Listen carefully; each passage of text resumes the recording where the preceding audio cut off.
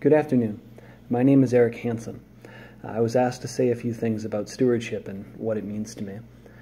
I've been a member of Resurrection Parish since I was very young, and I do volunteer work with the parish, assisting with altar service as a primary Eucharistic minister, and as an assistant for the confirmation program. By strict definition, stewardship is the job of caring for something. As Christians, God asks us to expand this definition. We are called on by Christ to care not just for things, but for people. And not just for everything, but for everyone. Our challenge as Christians is to find a means by which to bring our stewardship, our expressions of that care and love, into the world. Some people will scoff at that, at the idea that we can be stewards in the times that we live in.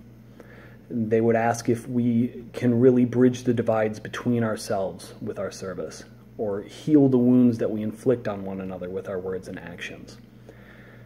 I say the answer to that is yes, because we have always lived in these times, and there have always been stewards. Take a trip with me, back in time, to Great Britain in September of 1941. For 57 days, German bombers will fly over London, destroying homes and factories, destroying lives. As sirens wail and fires burn, Londoners huddle inside their homes or shelters, and they listen to a man on the radio. That man is Clive Staples Lewis. He's a veteran of the Great War. Later, he will be known as the author of The Lion, the Witch, and the Wardrobe. As bombs fall on London, Lewis is speaking about what it means to be a Christian living in these times. He's explaining to his fellow Londoners why the world so desperately needs people who value justice and decency and love. This is his stewardship, delivering hope to men and women who find themselves lost in a world that's torn apart by war and hate. Does that really sound so different to us? Those radio talks are collected and later published as a manuscript called Mere Christianity, a book that continues to inspire people to this day. But insightful and inspired words don't come easily to all of us. Lewis points out in Mere Christianity that each of us are set to the task of being stewards of God's love. And each of us are also given the tools that we need to show that care to those around us. Even if the way that we do that, the expressions of that love, seem very small or very ordinary. Especially then. When I was very young, my father told me what stewardship was about. He wasn't talking about it directly, but we had come to church and we found that there were no Mass servers for the day. So my father asked if I would serve the Mass. I was initially reluctant. After all, I wasn't scheduled. It didn't seem like it was my problem. He gave me the look then. Now, parents, I think you're probably pretty familiar with the look, and kids, I imagine that you are as well. It's that look that says that you might be in just a little bit of trouble here.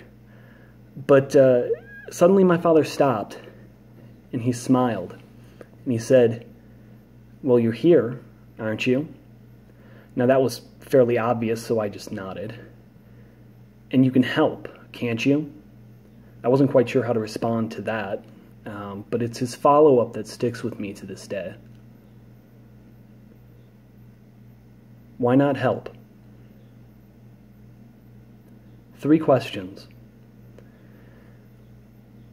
3 questions. Capacity, opportunity, and will. 3 questions that encapsulate Christian stewardship. Because our witness to the world, our service to one another, our outpouring of the care and love of Christ, it's not limited to the big things, the big moments. It's present in all of the day-to-day interactions that make us a community of faith and love on this journey together. We are pilgrims on the journey, We are travelers on the road. We are here to help each other walk the mile and bear the load. So let us be stewards to one another as we share this road ahead. Let us thank God for people like C.S. Lewis, people who are stewards in times of great trouble and great turmoil. But let us be equally grateful, and let us thank God for fathers and for mothers, for sisters and for brothers, who are the stewards of all the many little moments in between.